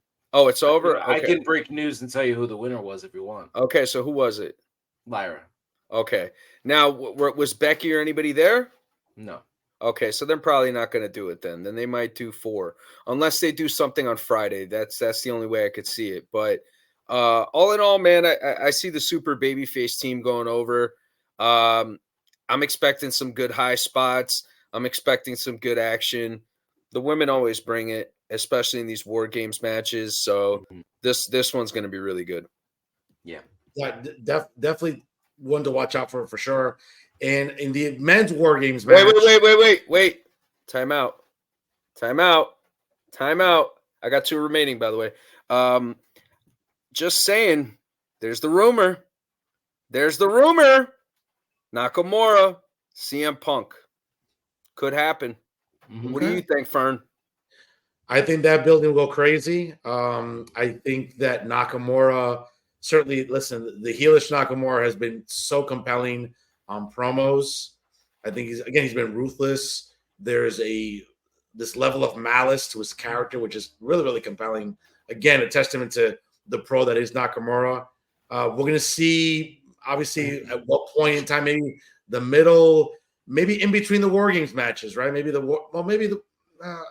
wouldn't be surprised if the women's War Games match starts the PLE, and then maybe sometime during the middle or shortly before the men's War Games match, which I think will be the main event. I could be wrong. Who knows? It's been reversed sometimes. I wouldn't be surprised if that happens. And I think in a building like the Allstate Arena, where we have seen some of the biggest pops ever with CM Punk going back to July of 2011. Let's be honest, folks. Okay, that pop was absurd against John Cena at Money in the Bank pay-per-view in 2011. We'll see when he comes back. I think to your point, and you mentioned this, I think earlier, Billy Body had mentioned some rumors about CM Punk and what his arrival would mean for WWE. I think it's maybe a test run to see what the reaction is going to be. I'm sure it's going to be very favorable in Chicago. I'm sure there'll be merch. I'm sure there's going to be obviously some gimmicks available because it's Chicago. Maybe it's him. Who knows? We're not going to know until that evening, right? Because it's not like they're selling CM Punk shirts at the merch stands before you walk in. So we'll see what's available on www.shopzone.com afterwards.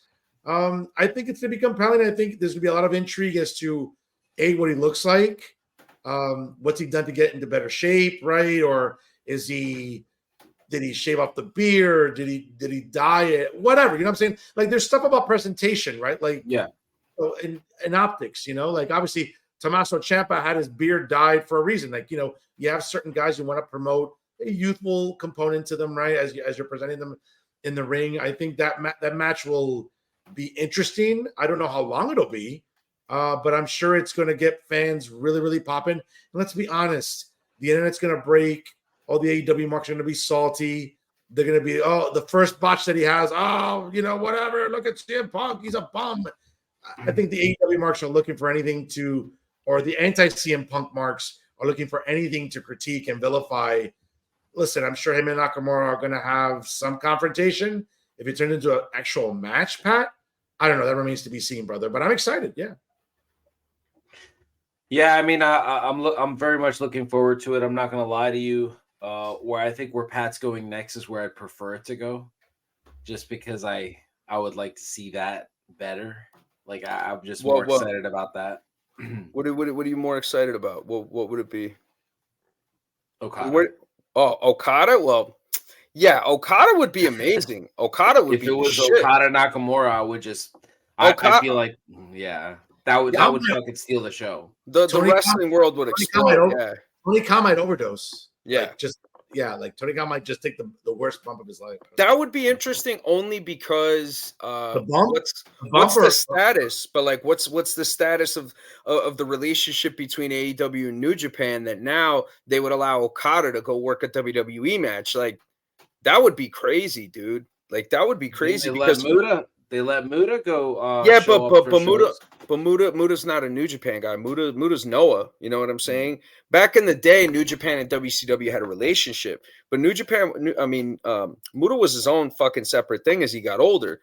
This would be interesting if that was the case, but I don't think that's the case only because of the contractual things, especially when you have the Wrestle Kingdom match coming up with Danielson and Okada. That's an AEW talent going over there, so the relationship has to be good. I gotta think it's Punk only because you revealed that it's Randy on Monday. You don't want to book back-to-back surprises because Triple H wouldn't do that. And I just have the feeling that it's going to be Punk in one of these spots. And I think booking 5 matches on the card, right? You leave that spot open for a 6th match. 6 matches is palatable. You do a quick 8 to 10 minute match with CM Punk. The entrance alone will probably be fucking longer. Might run maybe 15 minutes. The crowd will be fucking going ballistic. The internet will explode. And then you have the War Games match right afterwards, and there's going to be heat in that, man. And it's going to be good. So you're not going to take the crowd out of it, but you have to have it because at some point, they're going to hijack the show. And I think people sniff that something's happening, especially because they're releasing all these extra seats there. Yeah. Yeah, definitely. And again, it's a pretty big building. It's not United Center big, but to your point, the extra seats, I think, is sort of a dead giveaway, but we'll find out, obviously. And in what subsequently could be construed as the main event, guys, the men's War Games match consists of the Judgment Day, joined by Drew McIntyre, who just announced this past Monday he'll be joining the team, not necessarily joining Judgment Day, but joining the team against Cody Rhodes, Seth Rollins, Jey Uso, Sami Zayn, as announced by Cody Rhodes last night. The Viper will return for his first in-ring action since May of 2022. Some serious back surgery for Randy Orton. I mean, this is a guy who's been going out for over 20 years. He's put his body through the ringer. Durable, sure, he's still around. We'll see what he looks like. Again, I know that on our way to Prudential Center on Saturday night to go see our Devils play the Blue Skirts from Broadway, we did get a chance to listen to Billy Bode and his all of his exclusive wrestling news that he makes available. That is the worst fucking English accent impersonation. You started out English and then you became Arnold Schwarzenegger. I don't know what happened there. I can do Austin Powers, baby, but you can do Billy Bode better. Come on, Pat. I got to work on it a little bit more, but CM Punk and Triple H. He says Triple H. But yeah, I mean, we did hear that Randy's weighing about 250 now. Randy ran 250, and he's pretty fucking solid. He's big. He's muscular again. Bro, 250 is big for him. Yeah, he must be shredded. He must be like, holy shit. Yeah, he's gonna be solid muscle, man. He's gonna be solid muscle. Yeah. But Billy did say that he's bulked up considerably, And I think a lot of that also has to do to take care of his back, to make sure that his back is safe, and be as muscular as he can be.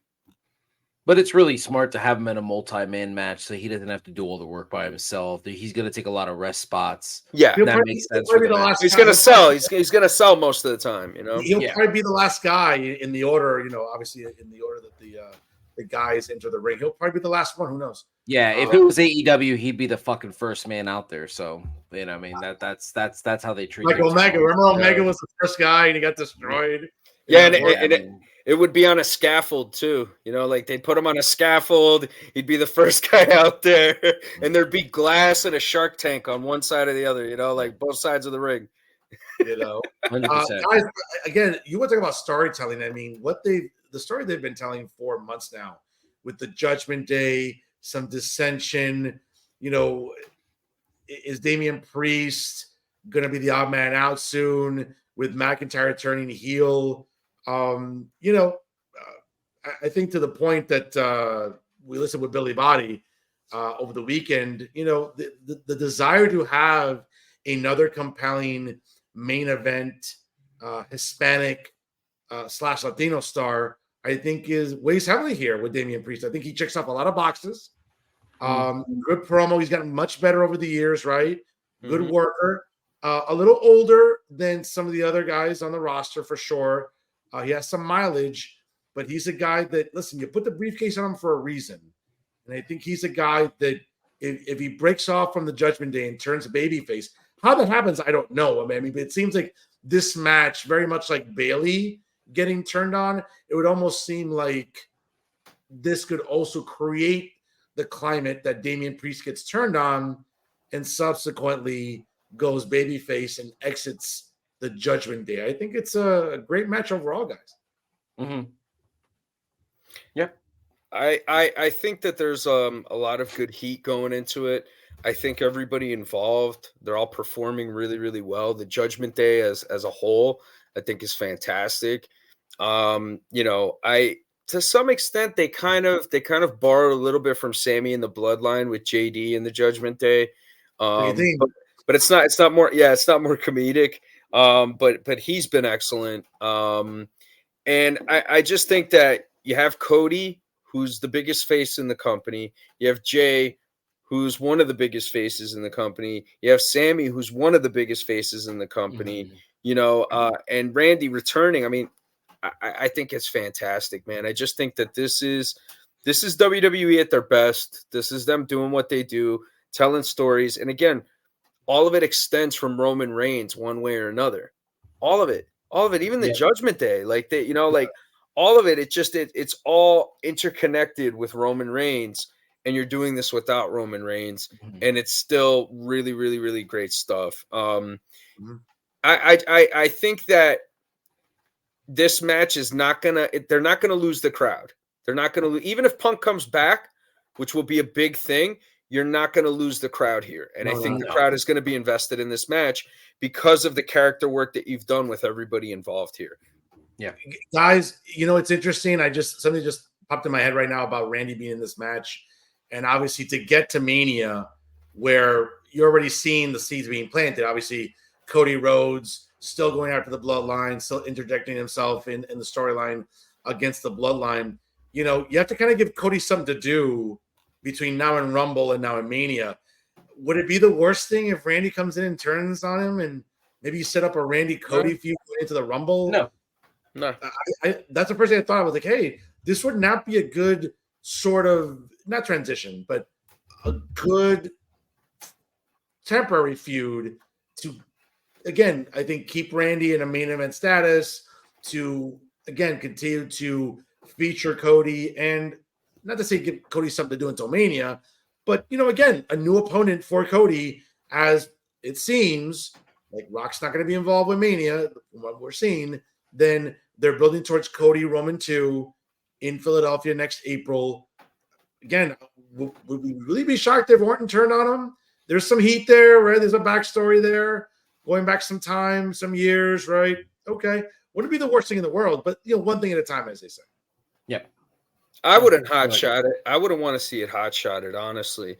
I think that they would be better off keeping Randy all happy, RK bro Randy, where he was still kind of like, upbeat and chipper and all that. And, you kind of tell the story that this guy's just happy to be back because he didn't think he would be.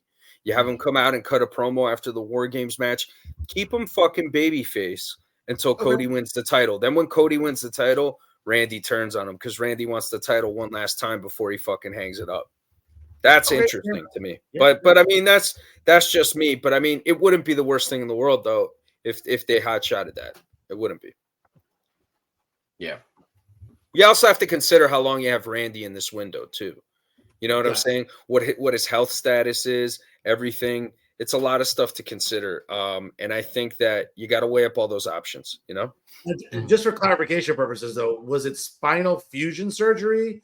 Did he have spinal stenosis? I don't recall. I mean, I haven't Googled it, but I'm not a doctor, and I'm not going to do what everybody did during the pandemic. So no, I can't say. Absolutely. Maybe find out. Google it. Talk to Dr. Andrews. Call his office tomorrow. I don't know. D, get back on the fucking show, D. This is what we need you for. Do your homework. He's pulling at you. That's the problem. Well, I mean, listen. He ain't the Iron Man.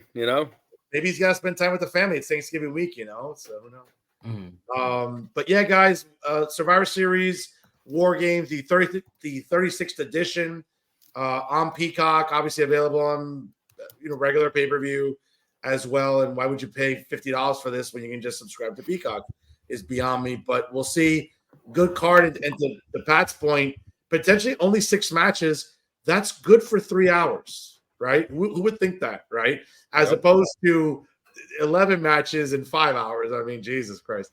Go figure. So it should be good, obviously, coming up this Saturday. And I think, to my knowledge, I don't think the only other PLE for the rest of the year is an NXT-themed PLE coming up in December. And then, the holidays come and go, and it's time for the Royal Rumble in Tampa in January. So we'll see. But certainly some seeds are going to be planted going into 2024 and what happens at the Rumble, maybe at Mania 2 this Saturday, emanating from the All-State Arena in Chicago, Illinois. Guys, before we call it a night here, on this day in wrestling history, November the 21st, much to Macho's chagrin and delight, like my own as well, on this day, WCW was born. Yes, media mogul Ted Turner took over Jim Crockett Promotions and renamed it World Championship Wrestling. We're going to directly compete against the WWF/WWE for the next few years, a couple of decades, actually, on this day. Also on this day in 1989, WCW's pay-per-view Mayhem aired from the Air Canada Centre in Toronto, Ontario, and it featured the conclusion of a month-long tournament to crown a new WCW World Heavyweight Champion. The first semifinal match, Chris Benoit beat Jeff Jarrett, and in the second semifinal match, Bret the Hitman Hart defeated Sting. The main event was won by Hart when he used a sharpshooter to make Chris Benoit tap out, thus crowning Bret the Hitman Hart the new WCW World Champion. One of the few highlights that Bret Hart had during his time in WCW.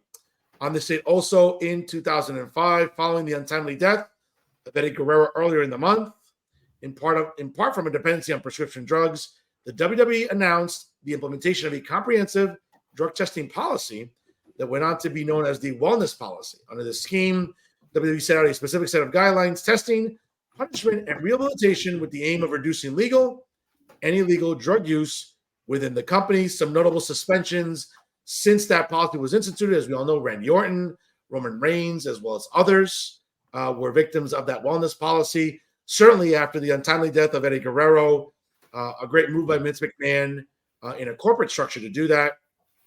Also on this day in 2009, featuring the first time Hulk Hogan ever fought in Australia, Hulkamania Let the Battle Begin Day 1 started in Melbourne, Australia. A card that, Jesus, a little forgettable. Brutus Beefcake defeated Heidenreich. Nick Dinsmore, a.k.a. Eugene, and the Pimp Father, known as the Godfather, defeated Billy Blade and Cat Anthony. Mr. Anderson would defeat Sean Morley, a.k.a. Val Venus. And the main event saw Hulk Hogan defeat Ric Flair in his first match since he retired at WrestleMania the previous year at the hands of Shawn Michaels. And also on this day in 2010, The Survivor Series was held at the American Airlines Arena, home of the Miami Heat. That's fucking great. That's great. Caught in 4K. Cállate. Natalia won her first championship after beating then Laycool, the combination of Layla and Michelle McCool, in a 2-on-1 handicap match to win the WWE Divas title. And in the main event, Randy Orton retained the WWE Championship against Wade Barrett, with John Cena as a special referee, as was billed the fired or free match on the card as a stipulation in the match. Because Orton won, Cena was fired. Had Barrett won, Cena would have been freed from being part of the Nexus. Another convoluted bullshit thing in 2010, but Jesus. Cena didn't stay fired for long. What a surprise, as he would be back on the main roster the next month. Until then, someone with a very similar build and moveset named Juan Cena wrestled under a mask on multiple live house shows throughout the rest of the month in 2010. All of this good stuff, folks, on this day in pro wrestling history. Guys, what we got here on Thanksgiving week? On this day, I see clearly, and I don't remember the rest, but it's been really nice having been on the show again. And I just want to thank you guys for having me on. It's always real great fun being with you. LA Night sucks. Yeah, man. Yeah, today was a good show. Definitely looking forward to Survivor Series. It'll be nice to cleanse our palate after that shit show that we saw on Saturday. So looking forward to a good pay-per-view or premium live event. Definitely looking forward to seeing whether it's Okada, Punk. We know it's Randy Orton.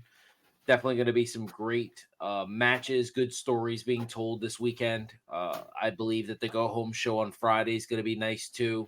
Yeah. So looking forward to it. Thursday night's all about, hopefully the Seahawks don't ruin my Thanksgiving, because this will be the second time where they play the Niners on Thanksgiving. But I don't know who your Cowgirls are playing. So the Cowboys are playing the Washington Redskins. So okay. Well, the traditional Thanksgiving Day game at 4:30, obviously preceded by the Lions, which actually are playing a meaningful Thanksgiving game for the first time in a long time against the Packers. Man. Last time the Detroit Lions were 8-2, John F. Kennedy was the president. So damn.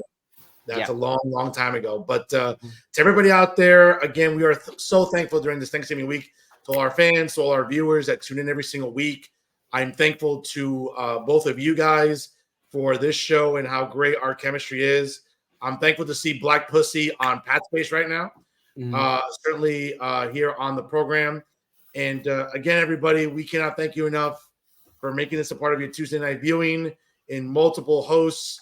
Hopefully we'll get Dee Rotten back. Hopefully he shaves his I'll be thankful if he shaves that Amish beard, which was hideous, by the way. So hopefully we'll get rid of that. Why you care so much about how guys look, bro? What's that? Well, I mean, why you care so much? Metrosexual, bro. He likes it. What's that? Yeah, dude, listen, I'm a bougie pretty boy, Pat. Come on, bro. Like, that's just the way we are. You were gonna say something else and you had to check yourself. No, I didn't. All right, guys. Until next week. Happy Thanksgiving. Enjoy Black Friday. Some of those sales. Happy Hanukkah. I prefer fucking groceries be on sale than plasma TVs, but what do I know? Guys, he is the Pitbull, Pennsylvania's most esteemed wrestling observer, Macho Rodriguez. He is the Working the Marks Iron Man. Obviously the longest duration on the show. Maybe not the most punctual, but certainly the longest duration. Patty Rican. I am New Jersey's premier award-winning journalist and proud NAACP member, Fernando Uribe. Folks, if we're talking about it here on Famcast Media, you know that we're working the marks. Happy Thanksgiving, everyone. We'll see you next week here, once again, on Famcast Media.